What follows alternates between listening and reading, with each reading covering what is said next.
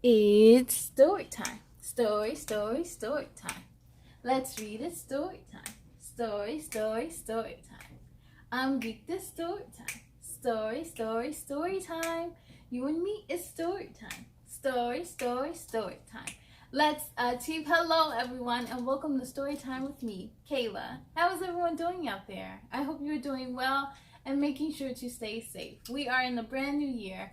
But don't forget that COVID is still out there and it still is very real.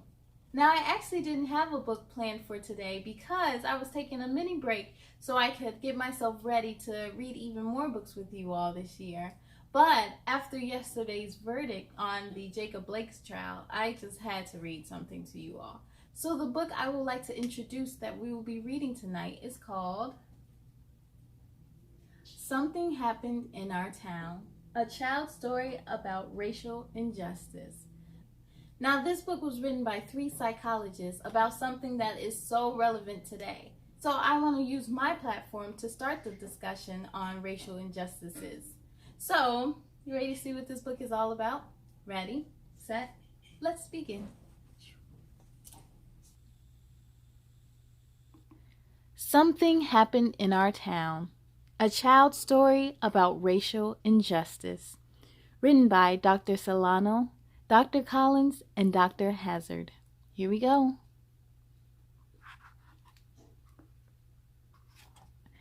Something bad happened in our town. The news was on the TV, the radio, and the internet. The grown-ups didn't think the kids knew about it, but the kids in Miss Garcia's class heard some older kids talking about it, and they had questions. After school, Emma asked her mom, "Why did the police shoot that man?" "It was a mistake," said her mother. "I feel sad for the man and his family." "Yes, the police thought he had a gun," said his father. "It wasn't a mistake," said her sister Liz. "The cops shot him because he was black." Emma was confused. "He is brown, not black," she said. "Some black people have dark brown skin, and some have light brown skin," Emma's father explained. Black usually means African American. Most of their ancestors were brought here from Africa as slaves. "I know what a slave is," said Emma. "That's when you have to do whatever the other person says." Yes, slaves had to do whatever white people told them to do.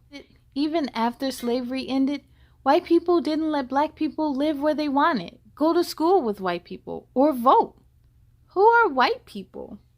White people came here from places in Europe or Russia or other countries. We are white, even though our skin is light tan.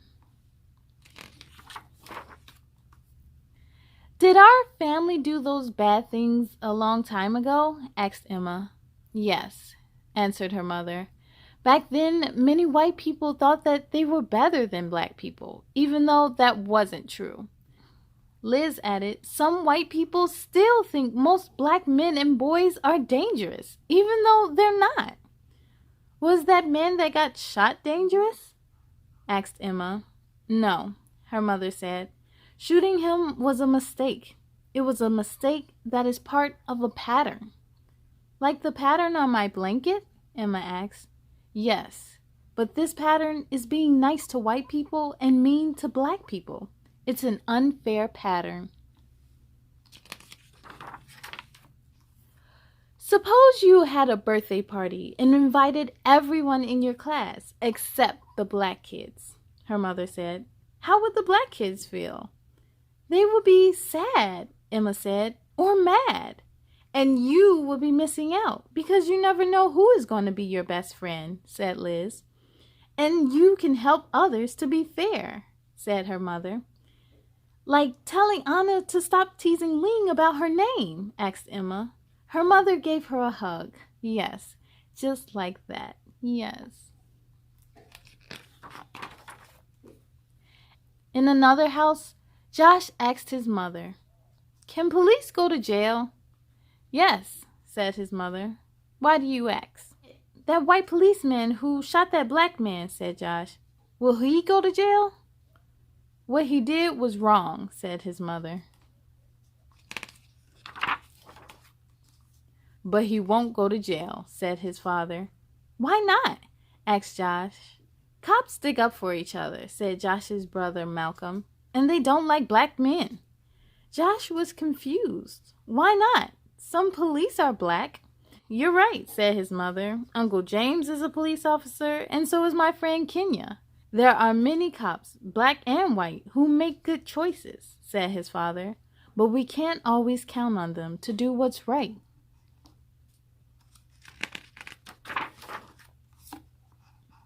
Malcolm added, I could get stopped by the police just because I'm black, even if I don't do anything wrong. That's not fair, Josh said. What if it was a white man in the car? Would the police have shot him? They probably wouldn't have even stopped the car, said his father. Sometimes white people are treated better than black people, said his mother. But it's not right. Everybody should be treated fairly. Josh's mother gave him a hug. We're proud of who we are. Harriet Tubman, Martin Luther King Jr., and Nelson Mandela were strong and brave black leaders. They showed us that we can stand up for our rights and set good examples for others. They were treated unfairly, but helped others learn to be more fair. Some people haven't learned yet, said his father angrily. Why are you mad? Asked Josh. I'm mad that we're still treated poorly sometimes, but I can use my anger to make things better, said his father. Black people have a lot of power if we work together to make changes. I have power, Josh said, and I'm smart. His father smiled. You're right. His mother added, and you can change people's hearts by sticking up for someone who is not treated fairly. Like how Malcolm sticks up for me when the kids tease me about my glasses? Josh asked. He tells them to step off. Just like that, his parents said. The next day, a new kid joined Emma in Josh's class. His name was Omad, and he was from a country far away.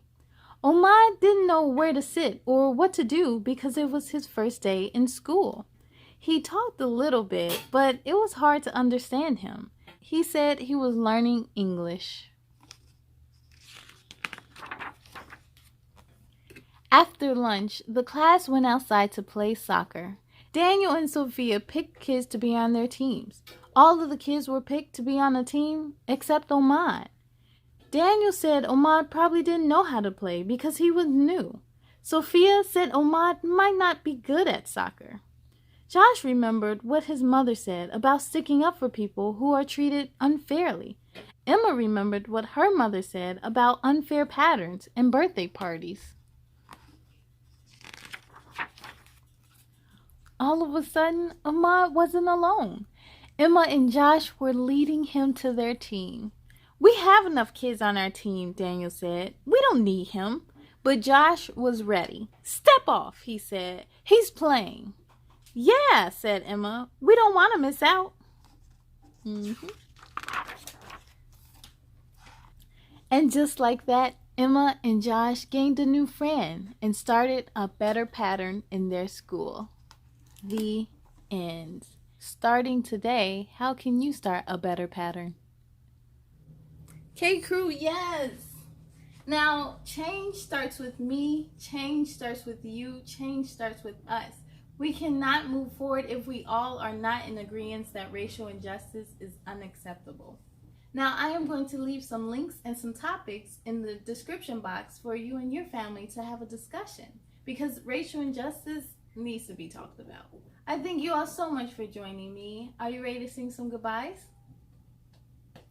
Goodbye, goodbye, goodbye, goodbye, goodbye, goodbye, goodbye, goodbye, goodbye. My friends, goodbye to you. I hope to see you again. We'll soon be proud of all your work tonight. Now climb into bed and sleep real tight. On the count of 3, let's say goodnight. 1, 2, 3, good night.